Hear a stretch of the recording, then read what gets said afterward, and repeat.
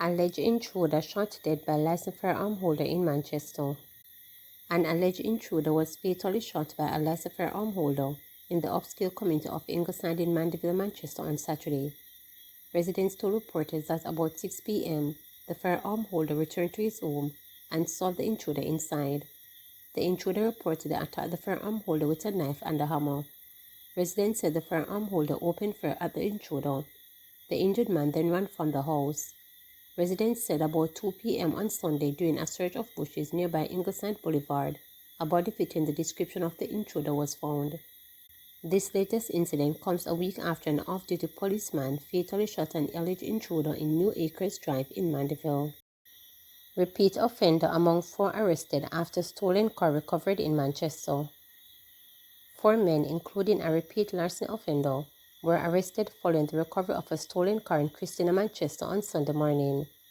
Police said a Suzuki motor vehicle was stolen on Saturday night from the Hellshire in St. Catherine. Hours later, about 1 a.m., the vehicle was reportedly intercepted with the 4 men aboard in Wildman Street in Christiana. Police said the men are ages 26, 25, 23, and 22. According to lawmen, the 26-year-old suspect was released from prison about 3 months ago for a larceny offense. Trelawney trio charged with rape and murder of 15-year-old schoolgirl. 3 men have been charged with the brutal rape and murder of 15-year-old Jamaica Cole and the violent assault of 3 of her female relatives during a horrific attack at their home in Trelawney in August last year. The accused are 23-year-old farmer Timoy Big Red Brown from Cotton Tree District was charged in February with misprision felony for failing to report the incident.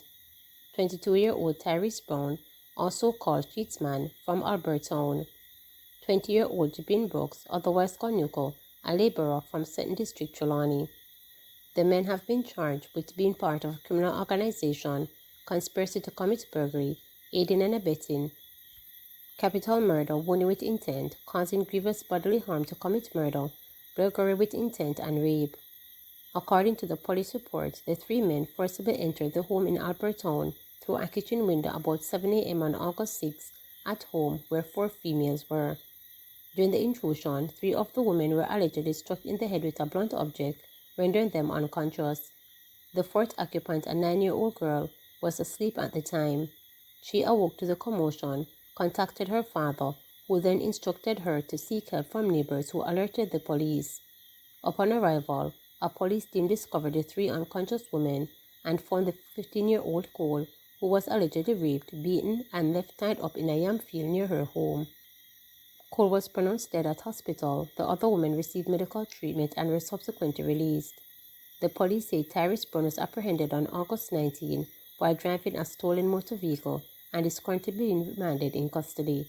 The other 2 suspects, Timor Brown and Jabin Brook, were arrested in their respective communities and were jointly charged after a question and answer session on Saturday in the presence of their attorneys. Trelawney Criminal Investigations Branch, which is investigating the case, is urging anyone with additional information to come forward to assist in the ongoing investigation. Several Clarendon businesses reallocating funds to pay high light bills issued this month. The Clarendon Chamber of Commerce (CCC) says several businesses in the parish have begun to reallocate funds needed for other bill payments to pay excessively high electricity bills. This amid the public outcry about a spike in bills issued by the Jamaica Public Service Company this month. In some cases, the amount due has doubled even for customers who were without power for long periods due to the passage of Hurricane Beryl. The situation prompted an intervention from the government, which announced last Wednesday that JPS was to cancel and reissue bills sent to customers who had no electricity after the hurricane. This directive was confirmed by the Office of Utilities Regulation on Friday, which added that JPS was to reduce some customers' bills in the next billing period. Speaking with reporters, CCC President Dr. Winston Dawes says while he welcomes the directives, many businesses will have to fork out exuberant amounts of money to pay their August bills. It is important to note that JPS has indicated that it has suspended disconnection until September 15.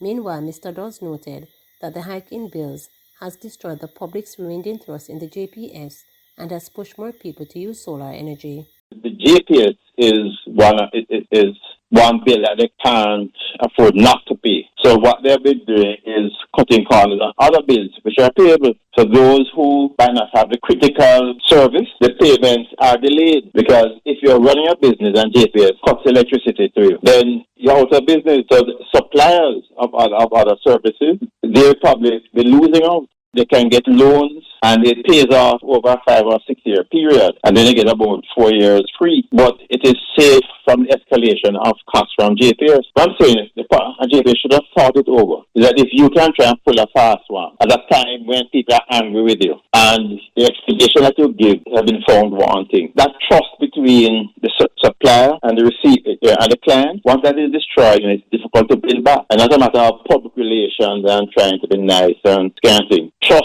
once destroyed takes a long time to rebuild back. Health Ministry takes steps to ensure sustainability of new medical oxygen plant at St. Ansby Regional Hospital.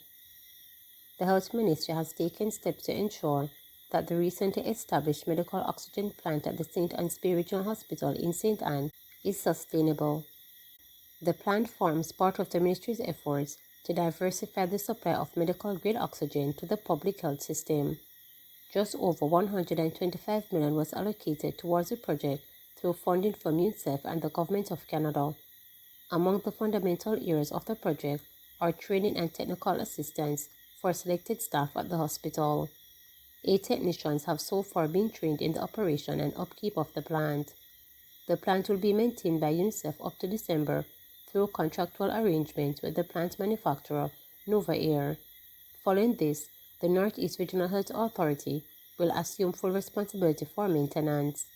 Speaking at an unveiling ceremony on Thursday, Health Minister Dr. Christopher Tufton noted the difference between modernizing and transforming Jamaica's healthcare system. Dr. Tufton stressed the transformation entails maintenance of the oxygen plant and training staff to use it. Modernization does not mean transformation.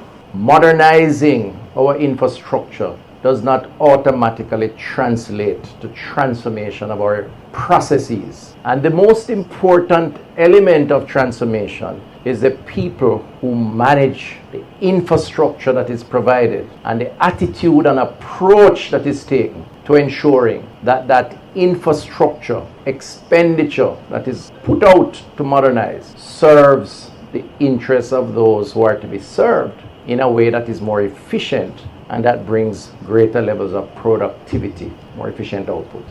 So the extent to which we set up an oxygen plant here will only mean something if the plant works. If in another 3 months I hear that the plant is down because somebody did something wrong or they don't know what to do, then we're really grasping at straws. And so I am happy that some training has taken place, but I want to emphasize that now that we have the plant, the training, the maintenance, the upkeep is going to be an essential part of what transformation means. Otherwise, it's just modernization and it means nothing to the people. The extent to which our clients who are patients are given the type of courtesies in terms of care with compassion that they deserve as a taxpayer is going to also determine how we use the resources to provide not just technical care but psychosocial care. And that's an area that I think we are going to have to do a lot more work in. Cop in viral assault video given $300,000 bail. The police constable who was reportedly seen in a viral video physically assaulting a woman was given $300,000 bail with 2 sureties. This was handed down when he appeared in the St. Mary Parish Court on Thursday, August 22nd. The conditions of the constable bail include reporting to the Anota Bay Police Station every Saturday between the hours of 6 a.m. and 6 p.m. and surrendering his travel documents. A stop order was also given at all ports. The police constable is to return to the St. Mary Parish Court on September 4. Police sources have confirmed that the constable in the video is attached to the St. Mary Police. It is reported that the incident occurred on Tuesday, August 20. The constable was reported at his Enfield home with his pregnant girlfriend when his ex-girlfriend entered the yard, leading to an argument among the 3. The constable allegedly attempted to remove the woman from his property, resulting in a physical altercation. Remember to subscribe, like, share, and click the notification bell for daily updates.